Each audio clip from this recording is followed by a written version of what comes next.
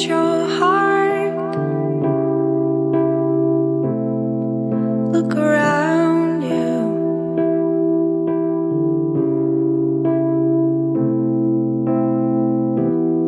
Change your heart, and we'll astound you.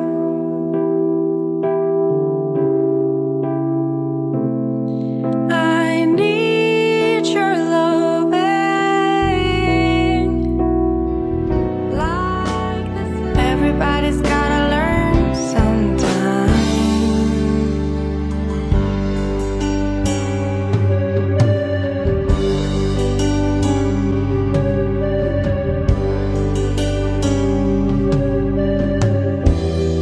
Change your heart. Look around you. Cinescopios, ¿cómo están? Muy buena noche o tarde, día, lo que sea que la hora que nos estén escuchando. ¿Cómo están? Esperemos que hayan visto buen cine. Como buen cine seguimos viendo nosotros y recomendando aquí en Cinescopia. Y vamos a retomar este ciclo del que estamos hablando de los mejores guiones o ganadores del Oscar a Mejor Guión, que para nosotros también tienen una representación y algo importante que podamos abordar. En este caso toca el turno a Eterno Resplandor de una mente sin recuerdos. Título cortito, ¿verdad? Y pues para hablar de ella tenemos un invitado de lujo desde Un Mundo Feliz. Tenemos a Diego Berto. Diego, ¿cómo estás? Muy buena noche. Hola, muchas gracias por invitarme, de verdad. Quien no siga el blog de Diego todavía, quien no lo siga en Facebook, Un Mundo Feliz, de verdad que es algo bastante interesante, sobre todo para todos aquellos amantes del cine. Cuéntanos un poquito de tu proyecto, Diego.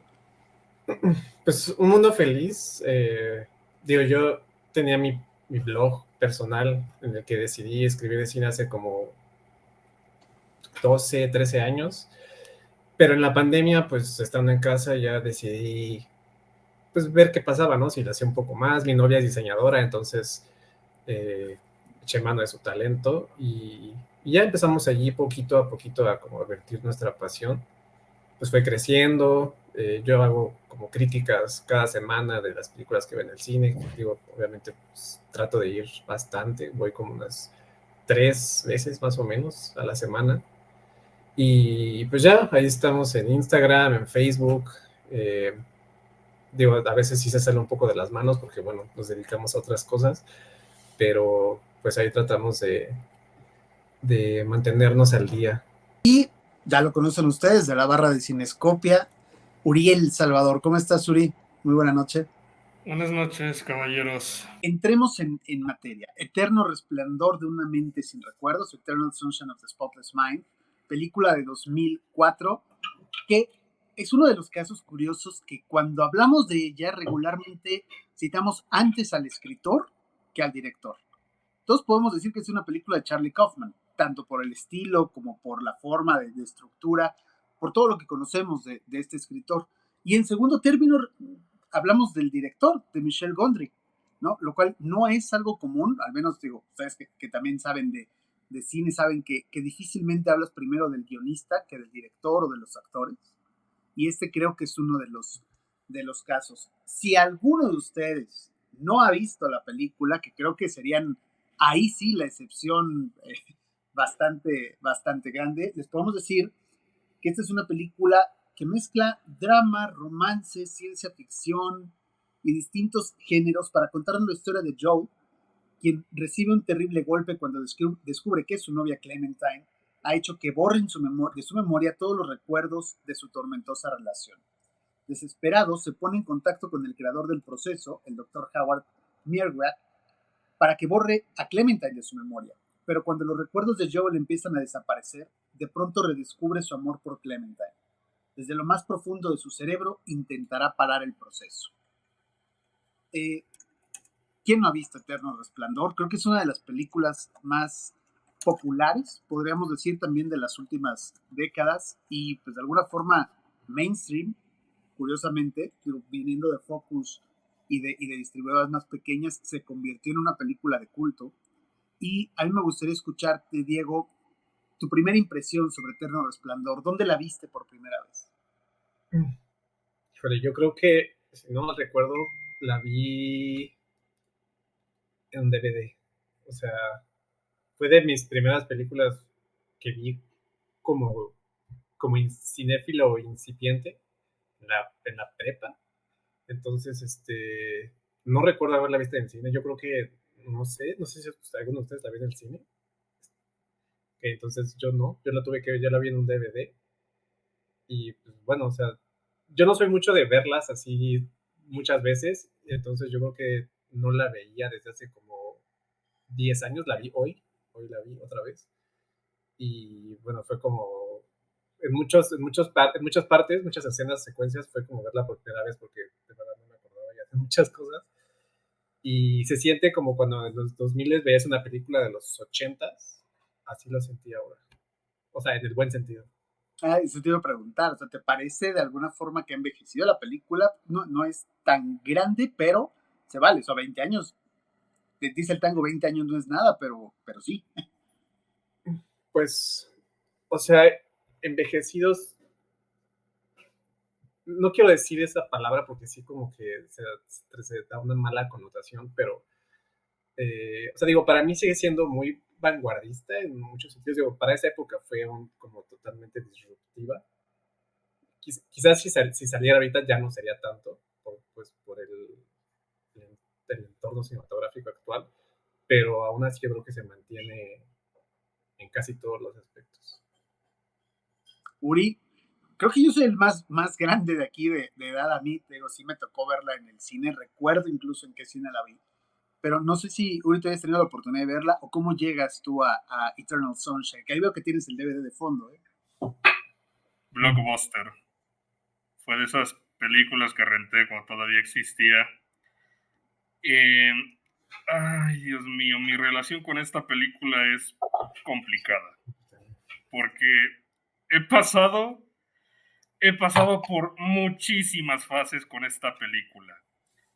Porque he pasado de que no me ha gustado, luego me parece regular, luego me gusta, luego puedo decir que me gusta y que es una buena película. Y así es complicado para mí ver esta película porque es de esas que he pasado más de odiarla, bueno, no odiarla, pero no me pareció la gran cosa la primera vez. Pero de ahí a decir que es una de las mejores películas de la historia, Sí, no. falta un camino muy largo para eso. Yo voy a defender algo. Eh, si bien puede debatiblemente ser de las mejores películas de los últimos 25 años, yo creo que fácilmente se puede debatir que entrara en un top de las mejores películas de los últimos 25 años. También es cierto que la historia del cine es tan grande que decir que sea de las mejores películas de la historia, pues causa una disrupción aquí, ¿no? O sea, puede generar este choque. Pero ¿por qué me atrevo a ponerla en este ciclo, a proponerla? Primero porque, como lo decía Diego, es una película que se vuelve disruptiva desde el momento en que sale. O sea, poco teníamos a lo mejor de bagaje dentro de este tipo de historias que venían en orden inverso, que venían deconstruidas y que tenías tú que poner de tu parte para hallar la secuencia. Obviamente sí, tenemos ejemplos como Amnesia, tenemos ejemplos como quizás la misma Memento, Irreversible, Malkovich, que son regularmente de la misma época, Irreversible. Uh-huh. Pero esta película en específico para mí tiene una piel distinto. ¿Por qué? Porque te lleva por distintos caminos de la forma de pensamiento y del sentimiento que podemos tener. Vaya, es algo tan universal como un rompimiento y el enamoramiento, que a la vez se vuelve muy íntimo en cuestión de la historia y puede tener resonancia, creo yo, con muchos espectadores. Creo que eso es lo que hace diferente esta película y que ha hecho que se le genere como tal un culto a través de los 20 años. Realmente hablando de la historia del cine es nada, es una película relativamente reciente. Sin embargo, es desde la parte propositiva visual hasta la parte obviamente de la estructura del guión, por no hablar obviamente de las magníficas interpretaciones que tiene, y la hacen una película que en su momento se sintió diferente y que yo, volviendo a ver, creo que sigo teniendo ese sentir de que es algo distinto y que se saborea de forma muy diferente a todo el resto de las películas. No sé, Diego, empezando contigo, el appeal que pueda tener de forma emocional y si crees que después de todas estas películas de narrativa no lineal puede llegar a tener ese impacto todavía. Mira, justo la vi hoy y sí recuerdo haberla sentido más compleja hace 12, 13 años, ¿no? O sea, ahorita que la vi, yo ya no me quedó ninguna duda de cómo se desarrolla la historia, ¿no? Sí, cuando la vi por primera vez tenía, como decía, no sé, creo que sí, como 14 años, 15 a lo mucho. Entonces sí recuerdo que a lo mejor algunas cosas sí eran como que no me quedaron claro en ese entonces, ¿no? Ahorita ya no hay ninguna duda de que cómo se desarrolla la historia y por dónde va, ¿no? Entonces, en ese sentido, sí creo que a lo mejor podríamos haber pensado que era más compleja cuando la vimos por primera vez, pero emocionalmente yo creo que sí sigue teniendo el mismo, o sea, sí me golpeó hoy como emocionalmente de la misma manera. Y, y bueno, y en cuanto a lo visual, yo creo que se sigue viendo muy bien, digo, sobre todo por el uso de efectos prácticos y todo eso. Y Michel Gondry en ese sentido siempre ha sido como muy original. Uri, Antes que nada, te envidio de que ya la hayas entendido. Porque he visto esta película 4 veces. He visto ensayos de cómo se supone que va la historia.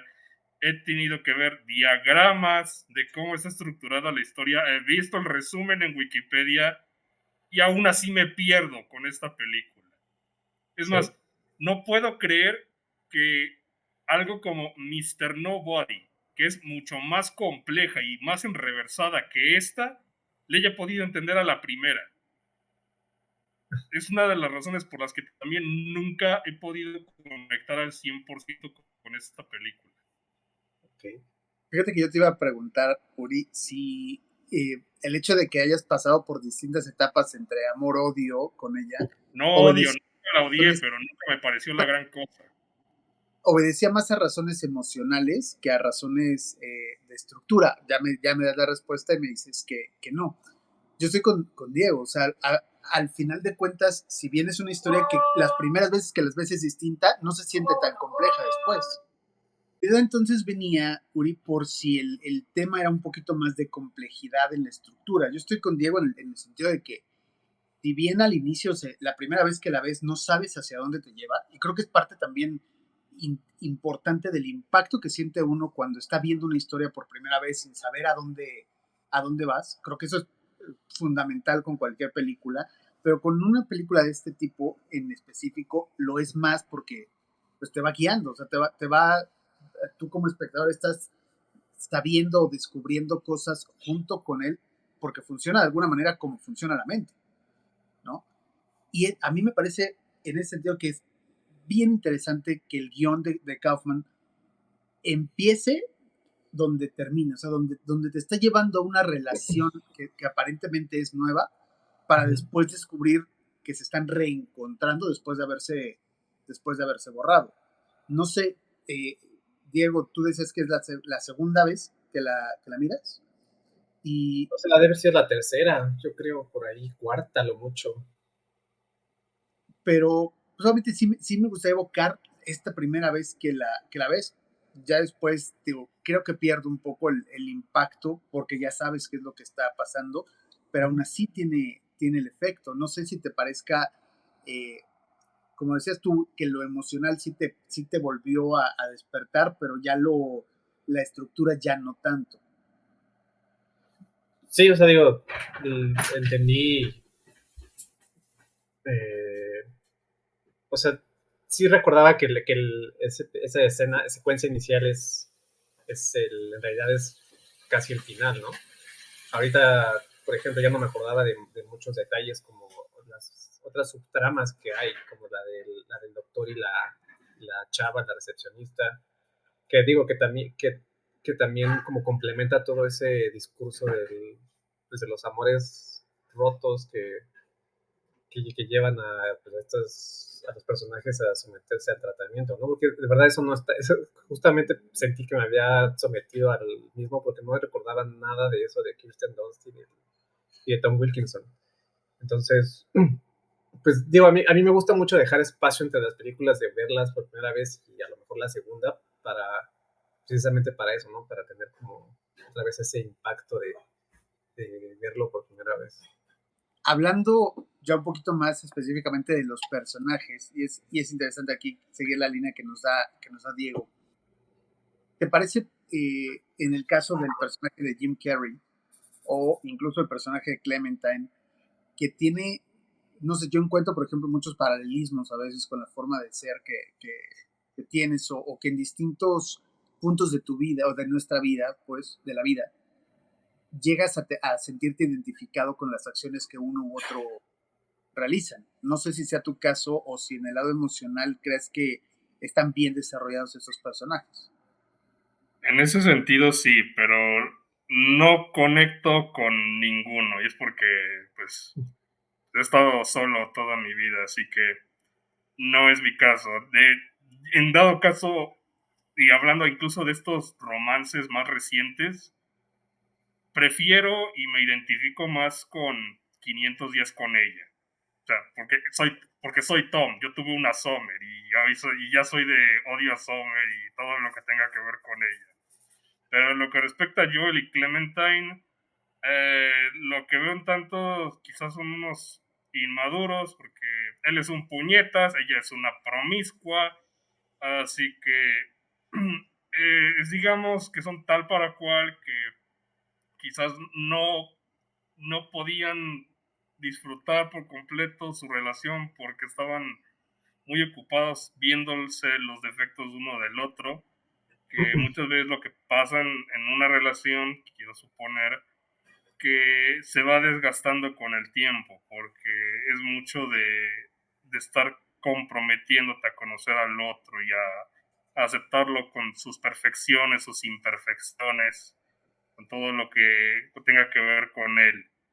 Pero nuevamente son suposiciones mías, que quizás a mí en ese sentido me parece un poco distante, porque creo que sí influye mucho qué tanto de tu vida amorosa has tenido o en qué etapa te encuentras, qué clase de pareja has tenido.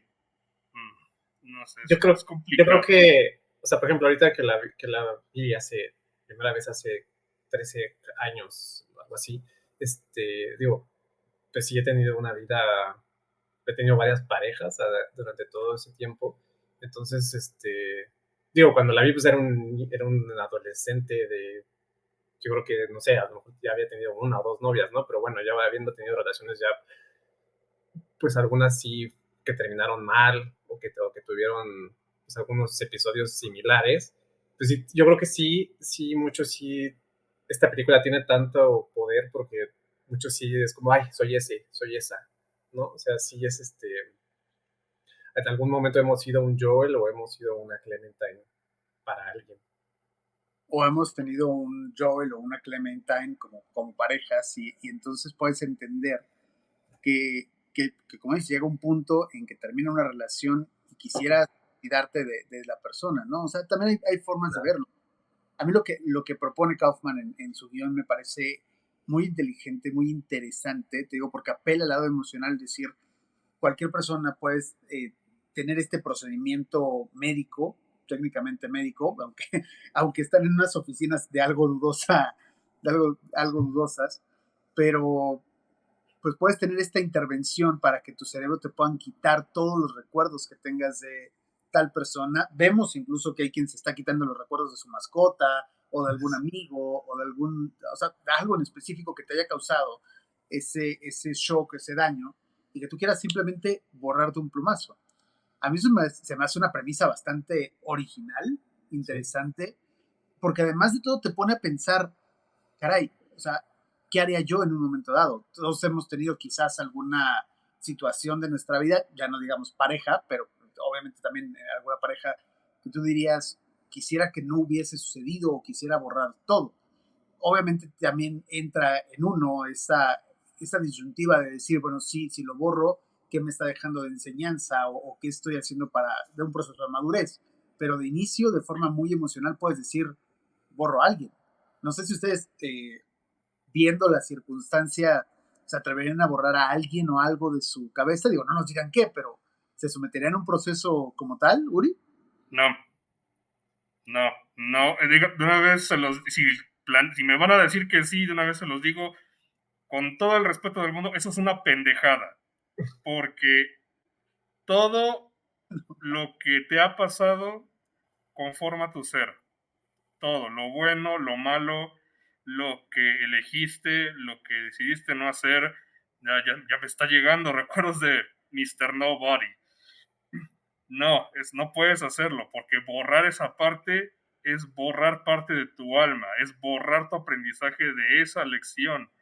Y porque además, al borrártelo, tarde o temprano, como ya no lo tienes, lo vas a volver a cometer a futuro y vas a tener que volver a pagar para hacerte el procedimiento, y es un círculo vicioso en el que nunca vas a salir. Y incluso, créeme, no puedo creer que voy a citar a la película o al libro de La Cabaña, pero es que tú lo que quieres es la promesa de una vida sin dolor, y eso no se puede. El dolor es parte de la vida, que es un asco, se siente mal sentirlo, pero no podemos evitarlo, porque si no vas a estar como pollo sin cabeza creyendo que todo en la vida es dulces y caramelos, y no vas a estar listo para reaccionar cuando llegue una situación como esa.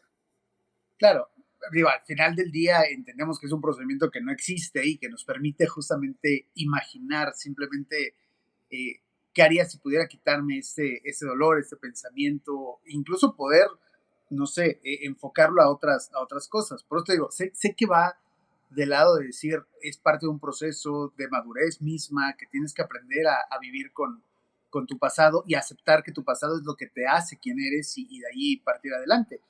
Pero tomando la premisa de la película, sí es como tentador, no sé, decir, oye, yo elegiría borrar algo, no sé, Diego, si a ti te... Es que yo, ahorita, hoy que la vi, hay una parte en la que Clementine dice, o sea, bueno, yo le reclama a Clementine que por qué se sometió al procedimiento, ¿no? Y ella le dice, pero ay, tú sabes cómo soy muy impulsiva. Entonces, creo que eso es muy importante, ¿no? O sea, obviamente muchos somos impulsivos, entonces, a eso apela mucho la historia, ¿no? A hacer algo sin pensar, que pues, cuando vives un rompimiento, pues casi siempre las reacciones de uno son sin pensar, ¿no? Estás haciéndolo desde tu corazón roto, y pues eso es lo que hace Joe, ¿no? O sea, ir a hacer lo mismo porque le acaban de romper el corazón.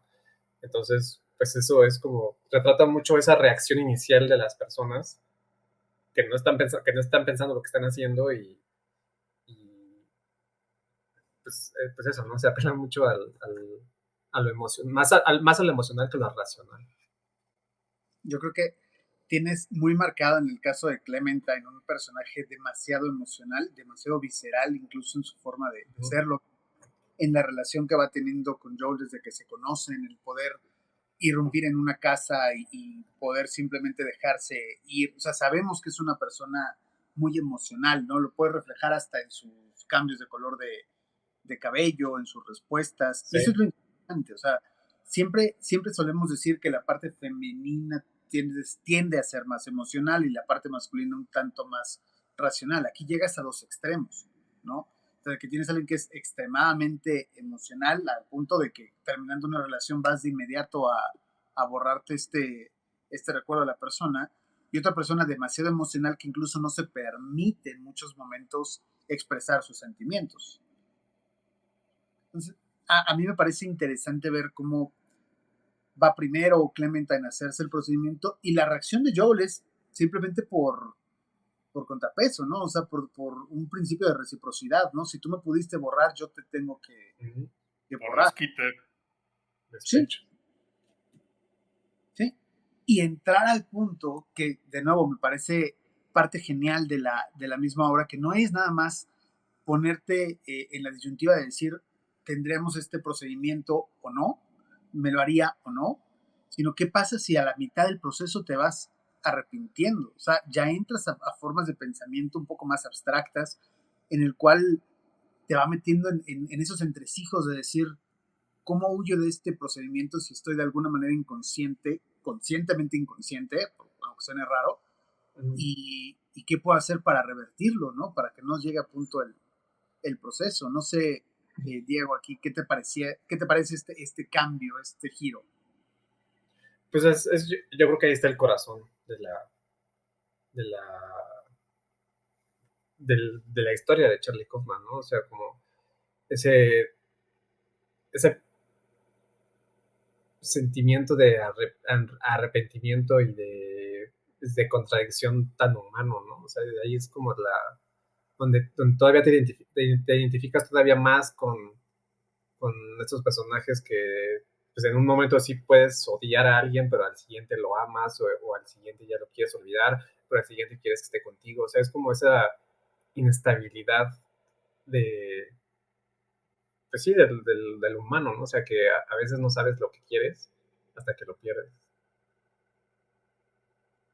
Uri, enfocándonos en este lado, digo, independientemente de que tengas o no la experiencia romántica con alguien, creo que refleja bien esto, ¿no? Esta, bien lo decía Diego, inestabilidad que puede tener y la forma que tenemos de asimilar los sucesos que se nos van presentando y cómo podemos cambiar incluso de decisión de un momento a otro. O sea, no enfocándolo a personas o a parejas, siempre hay algo que quieres, que deseas y que incluso cuando estás en el camino de lograrlo puedes decir, ¿por qué estoy aquí? ¿No? O sea, ¿por qué lo seguía? O sea, esta parte de cambiar de decisión también lo vuelve muy humano. Y es también por lo que creo que tiene una pil muy interesante con cualquier tipo de público esta película. No sé, Uri, si lo ves así. Sí, en ese sentido. Y no solamente es con Joel y Clementine, es también con Patrick, que es el personaje de Elijah Wood, que es, digamos, amor obsesivo. De hecho, la película trata muchos tipos de amores, que vemos muchísimo también con el personaje de Kirsten Dunst y de Mark Ruffalo, que también es también un descuido de que se supone estás ahí para atender al paciente y estos directamente están rebotando en mi cama y no se dan cuenta que yo me despierto a la mitad y capaz y van a tener sexo en mi cama mientras yo estoy acostado. O sea, es también mucho también de realmente esta gente está preparada para hacer este tipo de examen, que no debe haber alguien profesional, porque a fin de cuentas me están borrando la memoria. ¿Qué pasa si me borran algo que no es directamente? El himno nacional, te lo borra. Pero hablamos de personas que, vaya, son los técnicos, están ahí, digamos, simplemente supervisando un procedimiento que técnicamente debería ser de rutina, ¿no? Porque según lo que nos dicen, nunca ha habido quien en la mitad del procedimiento se arrepienta y quiera regresar, o que racionalmente encuentre la forma de borrar al sistema, como lo está haciendo Joel, ¿no? O sea, escondiéndose en recuerdos que no tienen nada que ver con Clementine para poder de alguna forma buscar salvarla. Y eso creo que vuelve al punto emocional, pero a la vez racional y bien razonado de la película, que es, llega un momento en el cual él se arrepiente y empieza a quererla salvar. Al no lograrlo, dices, no hay una forma de escapatoria, pero hay una conexión, porque después ella misma le dice en su psique, ve a Montauk, ¿no? O sea, vamos a vernos en Montauk, que es la primera escena que tú tienes, que te presentan, que se vuelve aquí interesante cómo lo va resolviendo, porque ahí entra otra parte emocional. Puedes decir cuál era la necesidad de que ellos dos se volvieran a conectar y por qué ella también decide ir a Montauk el mismo día. ¿Es destino? ¿Es casualidad? ¿Son almas gemelas? O sea, puede haber muchas interpretaciones hacia qué O el método no es tan bueno como dicen, porque quedaría un recuerdo en dado caso, porque si a pesar de que les estás borrando la memoria todavía queda esa parte, una pequeña parte del subconsciente, como en este caso, significa que la máquina como tal no funciona bien del todo y por lo tanto se queda, aunque sea una partícula dentro. No creo que sea que no funcione, sino más bien que logra de alguna forma encontrar cómo burlar, encuentra ese recoveco en eso. No sé, Diego, tú cómo lo hayas visto. Sí, o sea, toda esa parte en la que están, o sea, que todo se vuelve surreal y están escapando, sí es como tratar de hundir en el subconsciente más profundo a, a Clementine. Y pues ahí queda como ese, pues sí, ese detalle que después surge y esa es la que nos da el reencuentro, ¿no? Aunque sí estoy de acuerdo, digo, cuando llegan a la oficina, pues sí es como una clínica de casi de mala muerte, ¿no? O sea, es así como súper, o sea, digo, no, si llegaras a algo así que fuera como un hospital ángeles o así, dirías, wow, ¿no? Aquí, o sea, seguramente sí es súper efectivo, pero llegas a una oficina de ahí, una colonia X, en un local, o sea, es como tipo la de John Malkovich, ¿no? O sea, las oficinitas esas que están ahí como de la nada, súper aleatorias. El piso 9.5. Ajá, exacto. Pero a mí creo que tiene un sentido que sea de esta manera. O sea, estás hablando de un movimiento experimental. Incluso en la Sí, película, la primera impresión del personaje de Joel es decir, esto existe, esto es real, o sea, sí se puede hacer. O sea, porque es algo sí, que no sabes cómo se está publicitando, incluso porque cuando está respondiendo las llamadas el personaje de Kirsten Dunst, uh-huh. está siempre diciendo, no, no, la promoción ya se acabó a fin de año, ¿no? Era válida hasta fin de año, lo cual te dice que pues se tienen que publicitar de alguna forma, no sé, por televisión, por cupones en periódicos, por radio y diciendo hay una promoción de 30% de descuento o del 2x1 en el procedimiento, lo cual también te habla un tanto de la seriedad que le trata de dar a este proceso, ¿no? De decir, es tan experimental que lo están haciendo de forma casi clandestina. Sí, pero digo, ya ves, bueno, ya ves los empleados que tienen, ¿no? O sea, que son como súper, pues así bien, ¿cómo te digo? O sea, muy poco profesionales. O sea, digo, ya ves el, Carentes de lo que decía Uriel, el personaje de Elijah Wood, ¿no? Que no puedes hacer un avance a una paciente y menos sabiendo su pasado y sí, menos nada ético. a sus objetos, ¿no? Uh-huh. Sí, digo, eso es lo que da pie a toda la historia, ¿no? Pero, pues, o sea, sí es como, es interesante eso como poner a disposición de todo el público, ¿no? O sea, del público en general, no solo como a ricos o algo así, ¿no? Hay una película ahorita reciente, no sé si la han visto, que se llama Fingernails, que también eh, eh, desarrolla algo parecido, ¿no? Es un tratamiento, una máquina que te dice, que le dice a dos personas si son, si pueden estar juntos. Y pues es como un tipo, como ciencia ficción romántica, medio estilo como Yorgos Lántimos, pero de antes. Y está interesante. Me recuerda el juguete Love Tester que sacó Nintendo hace ya varias décadas. Que le tomaban algo de forma de corazón.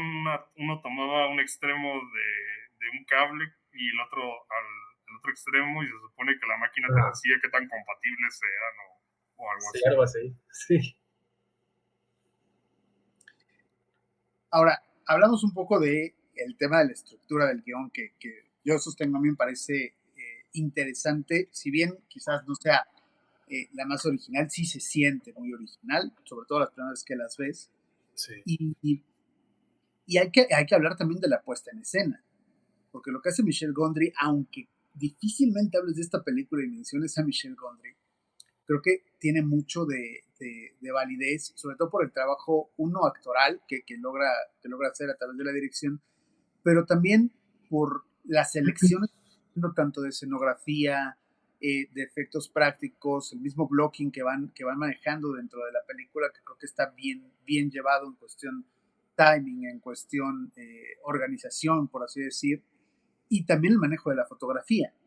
No sé si entrando un tanto más a la parte técnica, ustedes vean algo sobresaliente en esta película, empezando por Diego. Es que yo creo que Charlie Kaufman y Michelle Gondry era como la mancuerna, o sea, perfecta de los 2000. O digo, Michelle Gondry que se curtió haciendo tantos videos musicales y unos que se volvieron clásicos, pues de ahí jaló toda esa estética y con el guión de surreal de Charlie Kaufman hizo pues una genialidad visual y sin usar efectos digitales ni nada, ¿no? O sea, todo súper práctico, aparentemente sencillo, pero que logra el efecto. O sea, ahorita me sorprendió mucho esa parte en la que está Joel chiquito y Clement tan grande. O sea, está muy padre, ¿no? Verlo como plasmado tan bien y sin ningún como CGI ni nada que lo haga ver como superficial o plástico, ¿no? O sea, todo se ve muy artesanal, digámoslo así. Y digo, toda esa parte de las como cámara con la luz, que está como muy todo oscuro. No sé, lo hace ver como medio guerrillero, pero muy, o sea, bien hecho. O sea, visualmente creo que tiene, tiene mucho valor. Creo que sí, escoges bien las palabras al decir que ese no es un estilo casi guerrillero, porque la película es artesanal en todo sentido. Y es interesante cómo eliges ir a veces con cámara en mano, con primerísimos planos, haciendo close-ups o difuminando incluso otro tipo de personajes detrás. Pero siempre hay un movimiento muy planeado de cómo vas a poner la cámara, de dónde lo vas a hacer, de qué tonalidad vas a utilizar de luz. Y creo que eso obedece de nuevo, a una planeación perfecta por parte de Gondry, ¿no? O sea, lo mismo puedes hablar del mismo ritmo que le va improntando, de la misma edición que te va llevando por un entresijo y otro, pero me gustaría escucharte, Uriel, ¿qué viste en la parte estética de la película? Es más que nada plasmar lo que claramente quiere Kaufman, porque vamos a ser honestos, Michel Gondry es un títere en este caso. No, Porque él precisamente hace un buen trabajo, sobre todo en la parte de edición, pero más que nada él está nada más ahí para poner la cámara y filmar, porque pues hablamos del tipo que hizo el avispón verde, así que también se le baja bastante los puntos. Cumple, sobre todo en este momento de estructurar bien la película, lo más que puedo entender, porque nuevamente siendo una película tan simple me pierdo con esta cosa, pero es más que nada también saber diseccionar cada uno de estos momentos de tiempo. En lo que respecta a cuestiones ya de otros detalles, lo que es el vestuario, lo que es también, por ejemplo, el color de cabello, que pues es Ramona Flowers antes de que existiera Ramona Flowers. Quizás se le puede interpretar esta película también como parte para la cultura hipster, porque es mucho de estar muy a la contraria de lo que los demás digan. Quizás también decirnos que el hipster puede crecer y madurar a diferencia del emo. mira, en el caso de denostar el trabajo de Gondry, yo estaría completamente en desacuerdo, porque si bien obviamente la película brilla por el guión de Kaufman y por las actuaciones también de Kate Winslet y de Jim Carrey, sí hay una maestría detrás de la dirección. O sea, yo lo sostengo. No puedes decir que porque sea el tipo que hizo el avispón verde denostar esta obra. Es como decir que la lista de Schindler es mala porque es el mismo tipo que hizo 1942. Es que no he visto 1941 y no pienso verla. Ya he escuchado su reputación. O Pero decir, aparte, pues es Spielberg. Él o se le va decir a perdonar. Michel Gondry, fuera de esta y una que que otra hizo obra, no trascendió realmente en el cine. No, pero en el cine más de nicho, en el cine francés y sobre todo hablando de videos musicales, tiene una carrera muy sólida y tiene lo mismo una película como esta de Eterno Resplandor, que quizás La ciencia del sueño, que también creo que te da más pie a pensar que hay un trabajo de Michel Gondry sin Charlie Kaufman. Sí, yo creo que, o sea, por ejemplo, la película, cuando ves toda su obra, o sea, al menos esa, de esos años, o sea, sí, el sello Gondry era como, digo, y si aparte agrega los videos musicales, era inconfundible en esa época, ¿no? O sea, y cuando ya ves La Ciencia del Sueño, o sea, ves también muchas de sus ideas visuales están ahí. A lo mejor digo, La Avispón Verde pues ya era un trabajo por encargo, ¿no? O sea, ahí obviamente no iba a poder hacer mucho. La verdad es que después de eso sí desapareció, entre comillas. Digo, está por ejemplo la de Amor Índigo, que es como, Ujú. digo, a ¿Qué mí la no? verdad, ¿mané? A mí sí me gusta, pero bueno, te escucho. Bueno, la de Amor Índigo, o sea, ya no la he vuelto a ver, pero recuerdo que, o sea, no me convenció. Me acuerdo sí mucho de cómo manejaba el color y cómo se iba degradando. Eso sí me acuerdo que me dejó muy impresionado, pero según recuerdo, narrativamente no trascendió.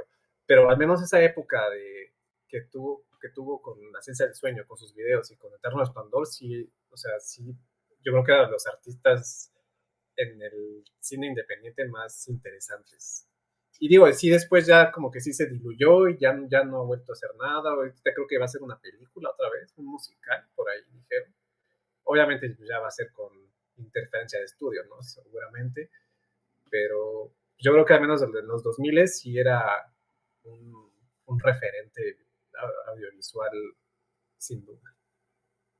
Creo que, creo que podemos decir igual que es una feliz conjunción, o sea, tener este guión de Kaufman y Bondry en el momento en que estaba en su nivel, digamos, ¿no? O sea, estaba en su prime y pues se da esta mancuerna que yo no sé si esta película lo hubiésemos visto, por ejemplo, con Spike Jonze, que era el otro que dirigía en su Sí, momento a... es, Adelante. lo que, es justo lo que iba a decir, o sea, sí se nota como ese canal, ¿no? O sea, tienes a Charlie Kaufman, ¿no? Como la fuente, y tienes a Michel Gondry de un lado y a Spike Jonze del otro, ¿no? O sea, cada uno canaliza a la obra de Charlie Kaufman. Tienes a Spike Jonze que sí es como muy cínico y muy oscuro, y Uh-huh. tienes a Gondry que sí te da como más luz, ¿no? Más esperanza hasta cierto punto, Uh-huh. más, Imaginación, se vale decirlo. Más colorido, más ajá, más colorido y vívido. más cálido. O sea, porque lo de Spike Jonze, pues al menos la de John Malkovich y ¿cuál es la Her, otra? No, el la ladrón de de orquídeas. El ladrón de orquídeas, ¿no? O sea, sí son más decadentes, más crudas. Y digo, y con el Eterno Resplandor, pues sí es más esperanzador, más cálido. O sea, sí es como interpretar distinto la obra interpretaciones distintas pues, de lo que escribía Charlie Kaufman. Y luego está el propio Charlie Kaufman con Uh-huh. Synecdoche en Nueva York, que creo que es la mejor que ha hecho como director. Que ahí sí es más alocado, juega más con el Sí, tiempo, la en reversa. O recientemente Orión y la Oscuridad, que dejaba de lado su decepcionante final, es todavía más una introspección de una capa dentro de una capa dentro de una capa, que es sí, algo muy sí, sí, común que él hace. exacto. Que de hecho a mí ese final o sea, no me encantó, pero no me dejó mal sabor de No, es boca. que como dices, es que cuando literalmente tu personaje principal dice no sé cómo terminar la historia, es que tú literalmente como guionista no tienes ni puta idea de cómo terminar tu historia. Pues no lo sé. Yo creo que estamos ante un guionista que es muy introspectivo siempre y que te pone enfrente el tema, por ejemplo, de bloqueo de escritura, como lo puede ser en Adaptation, ¿no? En El ladrón de orquídeas, donde se vuelve esta parte de metaficción y logra meterse él. Lo mismo en I'm Thinking of Ending Things, por ejemplo, Sí, pienso en las cosas que juega de nuevo con esta idea digamos, ser él mismo el narrador, ¿no? Y pues a mí, de nuevo, me parece que es uno de los guionistas que tiene un sello muy particular y que puedes ver una sí, película de él y decir de inmediato, esto es Charlie Kaufman, o en su defecto ver una película similar y decir, está haciéndolo en el estilo sí, de Charlie Kaufman, ¿no? sí, sí, de acuerdo. Es que es de Ahora, los pocos que quedan que pueden manejar el estilo del surrealismo directamente en el cine. Es lo más cercano que tenemos al heredero de David Lynch. Quizás Creo no que, tan estrambótico, pero sí se nota mucho que va en la misma rama. Creo que Ari Aster en Bo tiene miedo lo trató mucho de emular sin éxito. Esa Sí. cosa no existe. Esa cosa no existe. Sí, pero lo hace sin éxito, ¿no? Como dices, ¿no? O sea, se nota justamente esta forma de querer hacer algo en el estilo, pero que al final del día no asume como propio Ari Aster, ¿no? Y que Ari Aster igual puede tener varias cosas a favor, pero pues este no fue uno de los resultados más logrados que ha tenido. Sí. Y, o sea, preguntar, ¿hay alguien más, otro guionista actual en la actualidad, en los últimos 20, 25 años, que nosotros vamos a decir, esta es una película de, quizás también me viene a la mente un Aaron Sorkin, que sería la única otra opción Sí. que piensan, o autores, digamos, cine de autor más marcado, como sería Wes Anderson, que sabes que es directamente un estilo muy particular, o pues Pues sí, o sea, Thomas Anderson, Tarantino, obviamente, Shyamalan. Lanthimos ahorita ya recientemente sí podemos decir que tiene su propio pero estilo. Lanthimos, según yo, o sea, bueno, él casi describe en todas sus películas. Sí. Entonces, Ahora, digo, pero visual. No, perdón. específicamente de un guionista, o sea, porque hablamos y es más fácil encontrar directores o cine de autor, digamos que el mismo director es el que está haciendo el guión o que dirige sus guiones, que será el caso de Anderson, de Tarantino, de PTA, de distintos, pero hablando de un guionista que no dirija sus películas. Pues podría ser también el de Poor Things, Tony McNamara, que hizo esa y La Favorita, que pues como que sí se nota. Sí se nota. ¿Ah, hizo Cruella? No sabía. Sí, hizo Cruella, la escribió. Pues de hecho sí, o sea, bueno, ahora que lo mencionas, pues sí, o sea, sí se nota esa como... Digo, obviamente todos son personajes femeninos, ¿no? O sea, y sí, creo que sí tienen muchas cosas en común las tres. Ahora, pasando al lado actoral, siempre piensa uno en Jim Carrey como otro tipo de actor, ¿no? Y a veces sorprende con elecciones de este papel. Y a mí me gustaría saber si creen que sea esta la mejor actuación de Jim Carrey o cuál sería para ustedes una mejor actuación. Yo todavía tengo por ver, digo, me da pena decirlo, pero todavía no la he visto, la de Truman. Truman. Tú, Uriel, ¿tú qué se has visto de Truman Show? Mira, con la cuestión actoral, le acabas de dar al último clavo en el ataúd de por qué esta película no me parece genial, y es Jim Carrey. Ojo, no es una mala actuación, que eso quede claro de ahora, no es mala actuación. Pero no es la mejor, para mí su mejor está entre El show de Truman o El hombre en la luna. Pero en caso de esta, y esto ya es meterse directamente a las curiosidades, parte de por qué esta película, al menos en el aspecto de Jim Carrey, no sobresale o él es el eslabón más débil en el elenco actoral, es por una serie de circunstancias que ocurrieron detrás de cámaras. Y es que muchísimo de lo que vemos en la película fue improvisado. O sea, tanto Michelle Gondry como Charlie Kaufman le dijeron a todos los actores, ¿quieres rebotar en la cama cuando él está dormido? Hazlo. ¿Quieres que mostrarle, no sé, tus panties directamente en escena? Hazlo. ¿Quieres que vamos a hacer este registro, que se te ocurra algún diálogo espontáneo como el de, oh, Clementine, está bien, hazlo. Lo hicieron con todos, le dejaron hacer con todos esto de improvisar, menos a Jim Carrey. A él sí le dijeron que se apegara al guión, le pusieron una correa, y esto aunado al pensamiento que él tenía en esa época de que quiero ser un actor que me tomen en serio como actor, porque se sabe mucho que él se toma demasiado en serio su parte dramática. Ahí tienen el documental de El hombre en la luna. Y esto le causó mucha incomodidad al resto del equipo, tanto técnico como al directivo, como a sus demás compañeros de actuación. Hay una escena famosa de que Jim Carrey agarra la grabadora en la que están viendo los diálogos, están regrabando los diálogos y la avienta así bruscamente.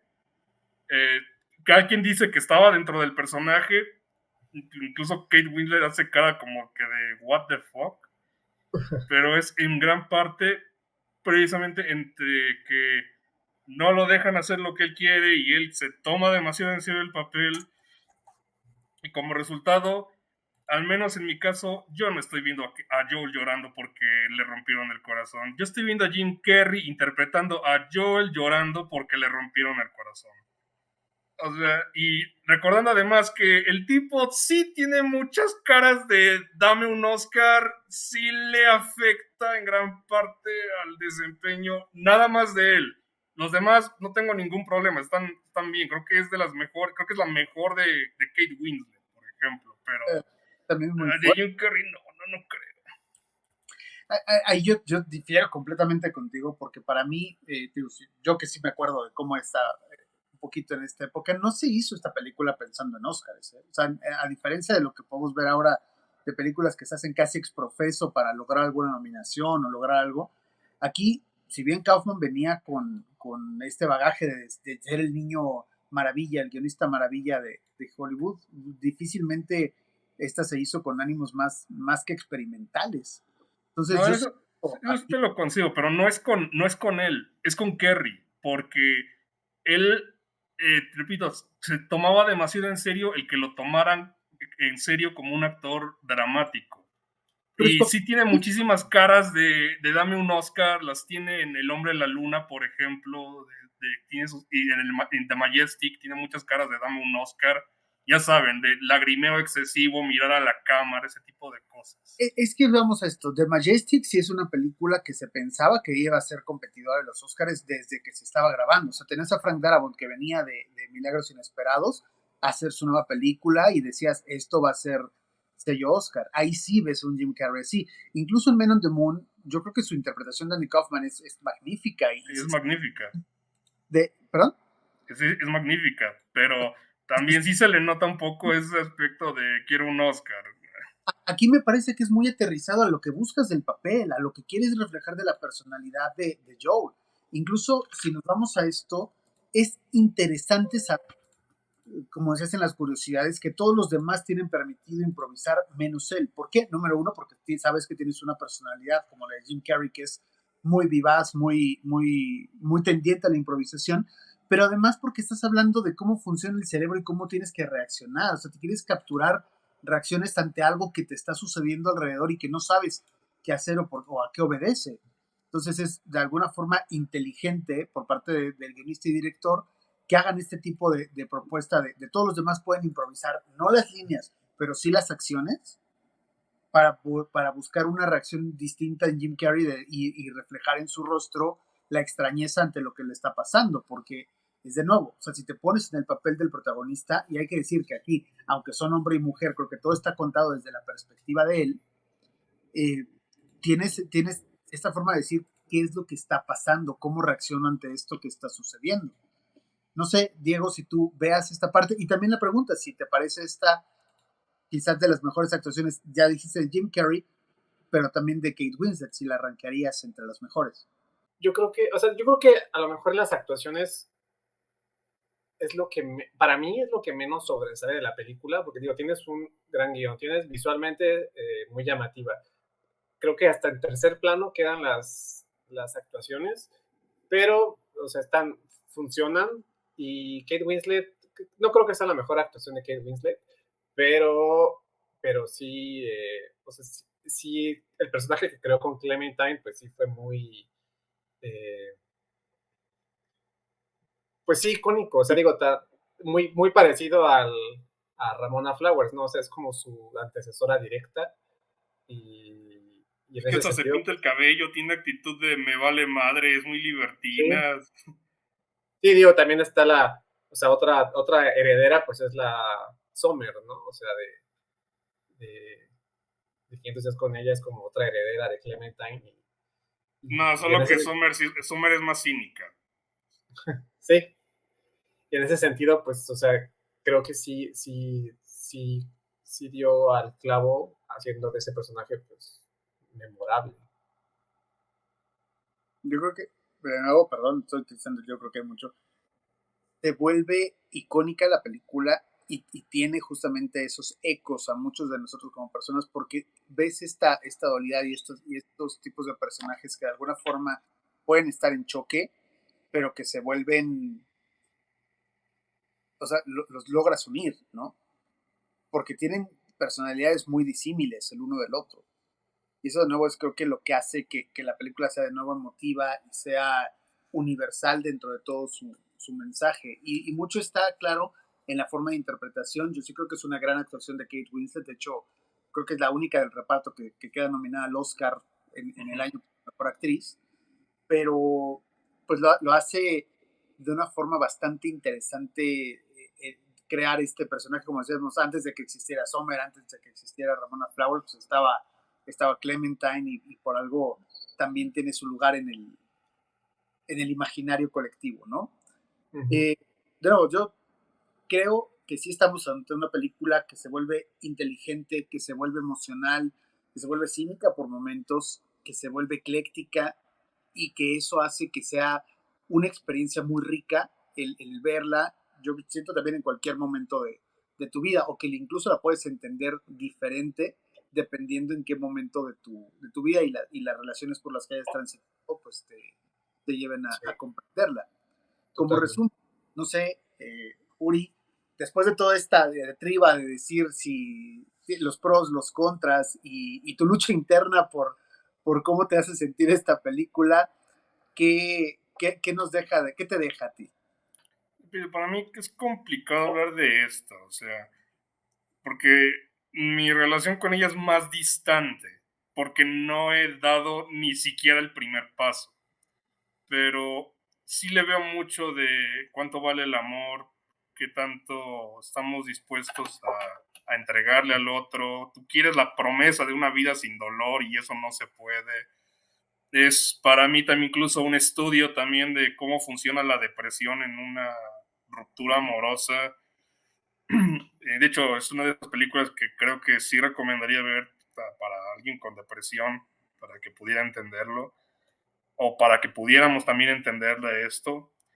Es quizás darle una segunda oportunidad a alguien más. Eso se ve en el final, que a pesar de todo que están diciendo que, pero vamos a terminar, sí, pero si nos damos la oportunidad, sí, pero vamos a terminar y yo te voy a lastimar y tú me vas a lastimar, sí, pero y si lo volvemos a intentar, y se le puede ver que si tú eres un optimista, vas a ver que van a quedar juntos, que sí lo van a intentar, que ahora sí van a hacer las cosas bien.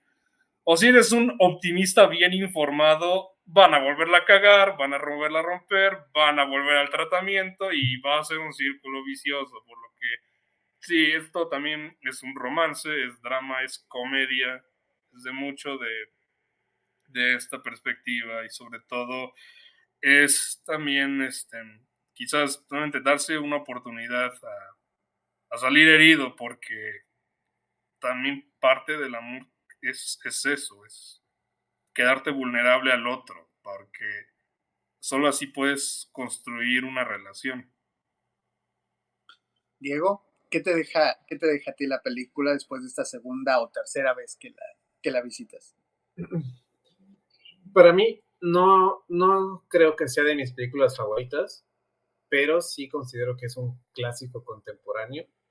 Eh, es una exploración pues sí muy postmoderna del amor y de las relaciones humanas.